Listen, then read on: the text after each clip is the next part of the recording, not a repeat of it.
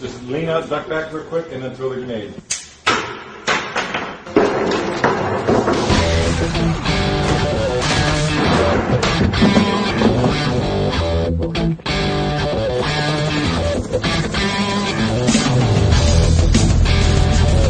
When I first read the script, it was just like action-packed. I've done 5 movies with Steven. We collaborate very well together. Take and put her back against the wall like this. You want to do one pop like that? I want to do one pop like that. He's fun. He's just, I mean, he's an icon. The man is an icon. I love being around him. He's a good guy. Can you say that line just with a little more enthusiasm, that last one? Yeah, well, it's different. Yeah, well, this time it's different. His name is Eddie, and I made him a promise. Constantly wants to make the movie better. He'll be giving you ideas and saying, hey, you know, this isn't working, let's try this. Don't turn for me. Okay, stand there. He's got all the skills. I mean, this guy's one of the best martial artists in the world. There's a lot of actors out there who are action stars who aren't real fighters. Steven Seagal is a fighter. I've studied the martial arts all my life, and when I look at a situation, I think of what I would do in that situation, and that's what helps me choreograph my fights. Steven's not only an action star, he's a true martial artist. I love the martial arts, and I like to take various martial arts and give them the chance to open up in my movies, you know. He choreographs the fights. He knows exactly what he likes to do, and he's so good at it that he can show you, like, this is going to work, and he just walks in and does it. And the only thing I have to take care of is that I get the people who can actually fight him, you know, who are fast enough to react the way they should react. I wanted to make certain that Steven fought somebody that was as big as he was. And I remember when Steven first met him, he walks and goes, "Man, this guy's big." And he was a professional, he was a wrestler. And I think that little bit of that challenge even made Steven go a step further. Hand-to-hand is what he's known for. Especially his fast hands. The way he moves his hands is, I've never seen anybody do that other than him. His hands, I'd be looking through the lens, his hands would move so fast you wouldn't even see him.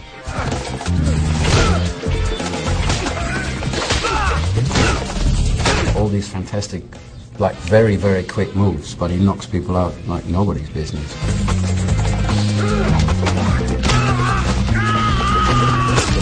I certainly wasn't looking forward to going fist to fist with Mr. Seagal, and I think I escaped having to do that.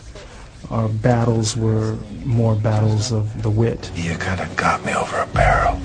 How much time do I have? You have all the time in the world, as long as you do it within 4 days. 4 days is just not enough time. He has this stature. You know, he's kind of like a rock. His charisma is fantastic. In combination with what he does, you know, you can't go wrong.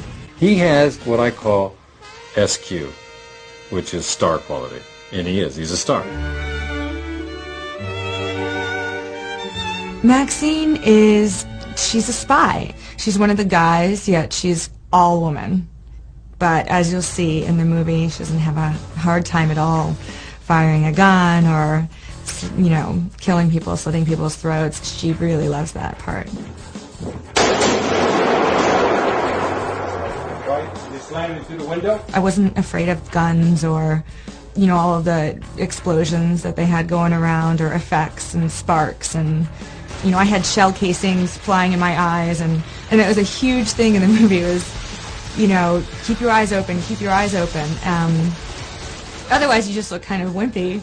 You know, you're squinting your eyes and every time the gun goes off, and it just looks really bad. We say, "Here, take this gun." She go out and practice shoot, and she's phenomenal. She's really gave a great performance. The only reason I took this job was so I could look you in the eye and tell you I've killed for money. I've lied, but my heart never got sold out with the contract. You almost, as a woman though, have to find a balance of doing the man's job and then also letting yourself be a woman. It's one of the biggest connections I had with Maxine, is that it was okay to show her vulnerable side but not be deemed as weak. And I think that that's something that I struggle with in my own life. So it was something that It will be automatically refilled. And how many times may I deplete it, sir? Oh, you will know when you reach the limits of my indulgence. I think that he's definitely a man who doesn't want to get his hands dirty. In fact, he doesn't even pull out a gun until it's absolutely necessary. I don't touch a gun. And guns don't touch me. That's why I'm still alive. Even though we're in this heightened world of action and explosions and stylized violence, there's still that age-old challenge to make it real, to make Chapel somebody that we know, recognize, either love or detest, probably detest. I never touch a gun. Sorry. That's your job. Idiot. That song I played was a song that I played when I was a kid in a piano recital. And it's one of the few things that I remember from taking piano lessons as a kid. You got to stop yet? We needed to assemble a crew of professionals, real professionals, and we worked with Steven on that. He had some very firm ideas about who he wanted involved with the project, who could help bring this project to life. And I just do the best I can to put together the best team to make the best movie I can. We brought in, a stunt coordinator that he had worked with before, a director of photography who happens to be the director on the film, which really gave Steven a lot of confidence that we could accomplish these kind of lofty goals we set for ourselves. But these guys have to come around as the chopper's lifting up. When you're just directing, you're depending on another artist to put what you see in your mind up on the screen. So if I can do both, and I can put up exactly what I see, the way that I want it. Yeah, that's great. What he already has laid out in his mind is the look of the film, and that's worked to his advantage because unlike a lot of directors who have to spend the time to either argue or convince the DP of how something should be shot, Don knows exactly how it's going to be shot. Before I even became a director of photography, I'd been in the business 20 years. I was with Harry Stradley, Haskell Wexler, Connie Hall, Vilmos Zsigmond, Laszlo Kovacs. I mean, to watch these guys work, and then on the other side of the coin, I worked with Spielberg, Scorsese, Peckinpah, Billy Wilder, and Blake Edwards, and to watch these guys work, I mean, it was the greatest education in the world. To direct and shoot, I find it to be, for me, easier, because the way, I'm a very hyper person, and my brain's working like this constantly. I severely rely upon my crew, my gaffer, my key grip, my camera operator. I really rely upon, because of the fact that I am not going to sit on the camera like when I'm just shooting. I'll sit on the camera and I'll light through the camera and I'll lay the dolly shot out and stuff. I now leave that up. It's more like the English method. I now leave that up to the camera operator. The next thing I want to do is I want to push in on you as you realize it's where I'm from. Dolly. And action. Sigma, repeat. This is Alpha 9. Alpha 9, over.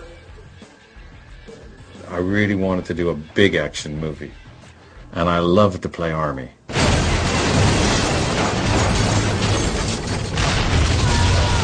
just had so much fun doing it. I had the second unit there, I had all the camera operators there, I had the visual effects guys there, the special effects guys there, and we watched the opening of Saving Private Ryan when they hit the beach, and Black Hawk Down, probably 20 times. And I kept saying, this is what I'm looking for. This is the kind of camera movement I want.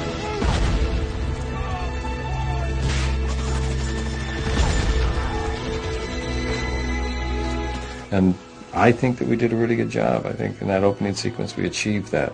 We really achieved that look. They had to build the whole area where Steven is and the mercenaries. That was all built up on a big cement deck. I mean, it was a huge set. We brought a major general down from England to show us actual footage of grenades and mortars and car bombings and stuff from Iraq. So I was showing all my effects guys, all my prop guys, everybody. I was showing them actual live footage and saying, this is what we want to achieve, this is what we're looking for. And we did it. We're just busy setting up for an explosion on a truck here. The truck's going to drive over these bomb pots, a couple of maroons, that kind of stuff. No petrol, so it's not going to be a huge big fireball. It's primarily a dust hit that we're busy going for over here.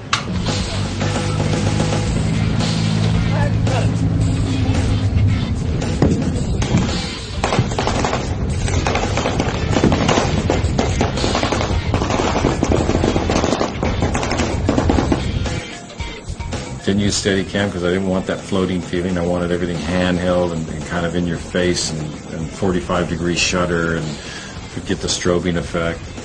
We used skaters for dollies, which are those little four-wheel ATVs or whatever they are, and we just strapped the cameras in with a bungee cord to do those like dolly shots with all the people leaving, all the refugees leaving the war zone. And I have to tell you, the set decorator, he did a phenomenal job because it was just a big empty dirt lot out behind the production offices. Listen carefully, act quickly.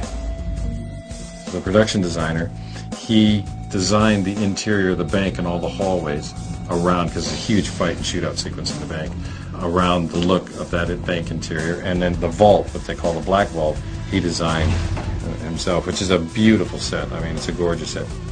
The vault was a lot of fun. This is going to be fun.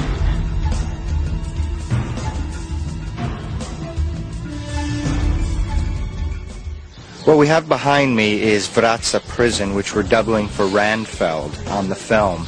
Randfeld's supposed to be this maximum security prison, kind of an old prison that nobody has ever escaped from, and this is where they're holding the arms dealer's son, which our hero, Seagal, has to go in and break out.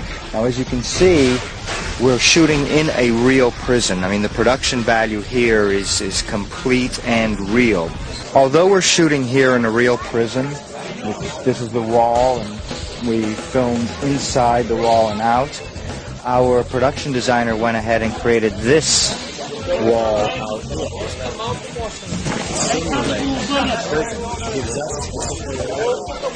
to work in and still be part of the prison.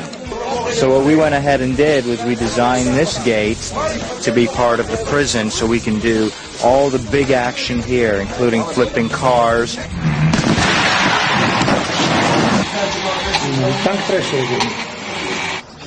Wow. Action!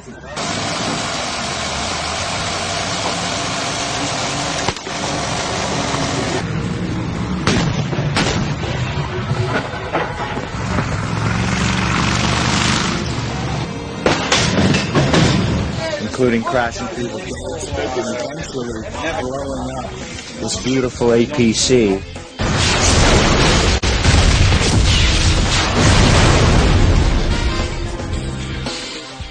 Once I have something worked out that I like, I show it to the director and then I show it to the actor if the director likes it. When you have someone like Dickie who has, probably 50 films under his belt, shot all over the world, nothing is impossible. To go as fast as they can possibly go. And action! Action gone.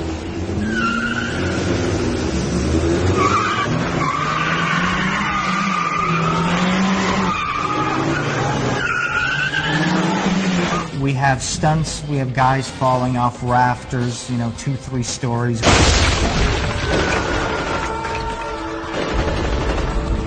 We have cop cars flipping, we have any action sequence you can think of, we have it.